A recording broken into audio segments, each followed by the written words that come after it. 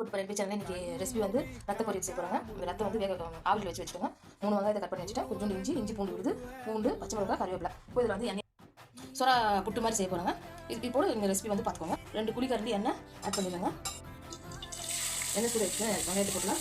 Liver blood பொரியல் வந்து நம்ம லிவர் ஃப்ரை பண்ணுற மாதிரி டேஸ்ட்டாக இருக்குங்க. நான் வந்து இன்றைக்கி சொரா புட்டு மாதிரி பண்ண போகிறேங்க. நான் அது உடம்புக்கு அவ்வளோ நல்லதுங்க. நீங்கள் எல்லாம் செஞ்சு சாப்பிட்டுட்டு எனக்கு வந்து கமெண்ட்டில் மறக்காமல் சொல்லுங்கள். இந்த ரத்த பொரியல் எத்தனை பேர் சாப்பிட்டுருக்கீங்க மறக்காம கமெண்ட்ல சொல்லுங்க. எப்படி செய்யறது, நீங்க என்ன எந்த மெத்தட்ல செய்றீங்கன்றதும் எனக்கு மறக்காம கமெண்ட்ல சொல்லுங்க. இது வந்து நல்லா உதிரியா நான் செஞ்சுக்க போறேங்க. இல்லைனா கேக் மாதிரியும் கட் பண்ணியும் போட்டு செய்யலாங்க. நல்லா உப்பு போட்டுக்கோங்க. கொஞ்சம் மஞ்சள் தூள் ஆட் பண்ணிக்கோங்க. ஆட் பண்ணிக்கோங்க.